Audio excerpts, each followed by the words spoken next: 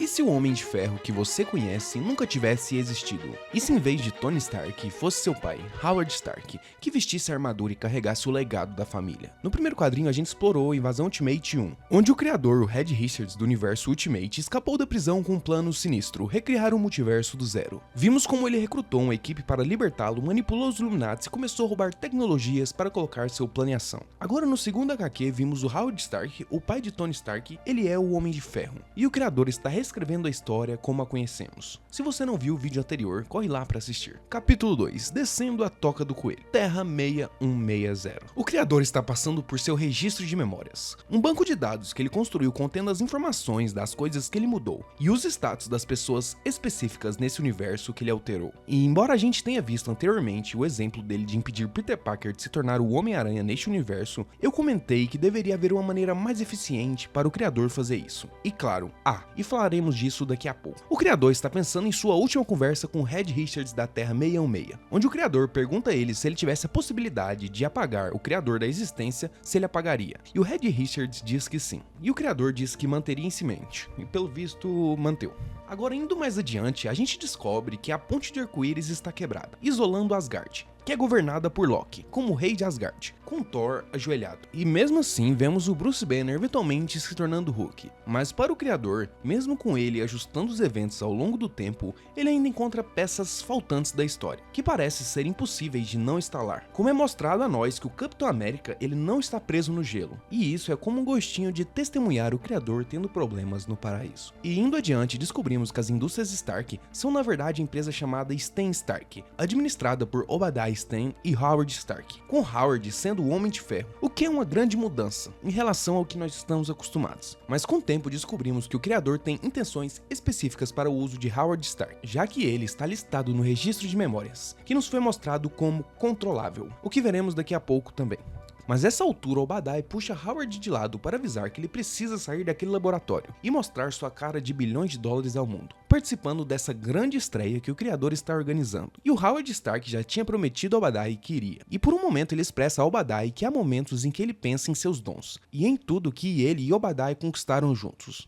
E ele pergunta, é isso, o mundo como ele é, a soma total do que eu sou capaz? Ele pergunta a Obadiah se isso faz sentido. E Obadiah responde, mais do que você pode imaginar. E é a partir daqui que descobrimos que após de um voo de 4 horas, os dois chegam em Lativéria, para a abertura internacionalmente televisionada da cidade, que foi isolada por 2 semanas antes. E nessa estreia, há muitas aparições importantes, porque além de Obadiah Stane e Howard Stark, também há o lendário imortal Hulk, que está sob o controle do criador. Agora ele tá mais para um monge, um testemunho do poder da serenidade, que resiste ao chamado sedutor da raiva e da vingança. Mas logo no início da estreia, vemos o criador olhar pro céu e dizer, bem, estou esperando, deixando a gente saber que ele está antecipando que foi basicamente uma surpresa para todos. Porque assim que ele diz isso, o céu se abre e uma enxurrada de variantes dos Vingadores começa a descer, com diferentes Capitões Américas, Thor, Vespas, Visões, como uma duplicação dos heróis enlouquecida. Durante o ataque, o criador está protegido e calmo, mas diferente dele, Obadiah pergunta a Howard Stark se ele trouxe seu traje portátil, e Howard diz pra ele que não, porque Obadiah tinha falado pra ele não trazer. E aqui que descobrimos que Obadiah não seguiu seu próprio conselho. Obadiah tem um traje e veste. É como se o Obadiah fosse uma máquina de combate. Enquanto essa luta continua, vemos magia, Omega Red, Colossal, todo mundo entrando na ação, até o Hulk, com ele tendo aquela coisa de homem santo protetor da paz. Então não é que ele se recusa a lutar, mas ele lutará para proteger seu povo como último recurso. Mas no meio dessa batalha, onde o criador está apenas observando como se tivesse AFK, tragicamente Obadiah é atingido por trás por um dos Visões, que dá um golpe fatal, fazendo com que o traje do máquina de combate entre em estado crítico.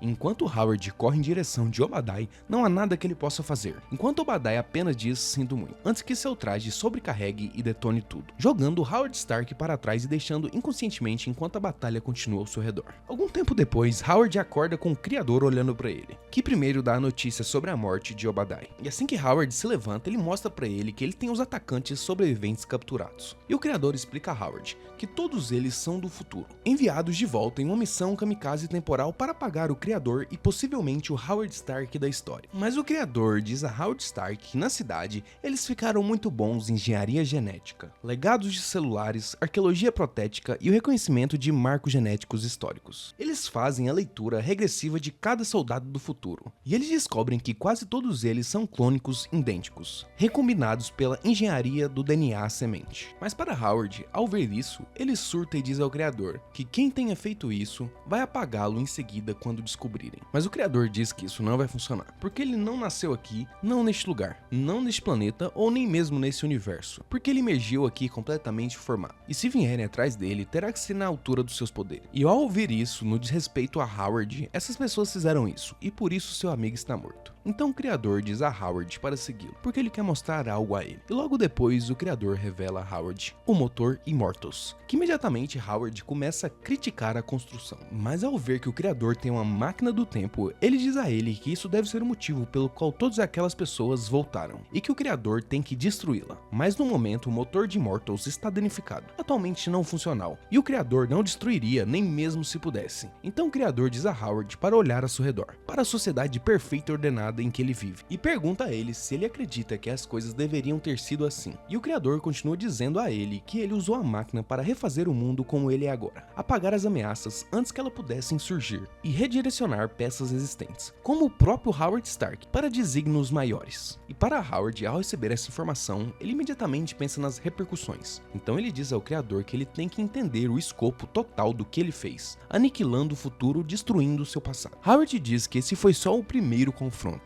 mas o criador apenas diz a ele, não, esse foi o segundo. O primeiro foi há 2 semanas atrás, enquanto ele remove seu capacete, mostrando a Howard Stark que a metade superior de sua cabeça está faltando, dizendo a Howard que foi ele quem fez isso. E para Howard, com expressão muito exausta, ele pergunta ao criador, cara, como você não tá morto? O criador responde que ele conseguiu sobreviver porque há muito tempo ele moveu partes do seu cérebro em órgãos vitais para todo o corpo para preservação, mas essa lesão fez com que sua memória ficasse prejudicada, meio que fragmentada. Então no momento ele não pode confiar em sua memória, porque há algumas coisas que ele está lembrando incorretamente. Mas ele diz a Howard que o que ele tem certeza é que ele precisa dele mais de qualquer outra pessoa nesse mundo, e talvez em outros mundos, porque o criador acredita que Howard Stark foi quem construiu esse motor Immortus, o que agora não apenas revela a intenção principal do criador e o uso que ele tem para Howard Stark, mas também nos apresenta uma grande falha na memória do criador, que pode estar escondendo detalhes críticos até mesmo dele. Continua.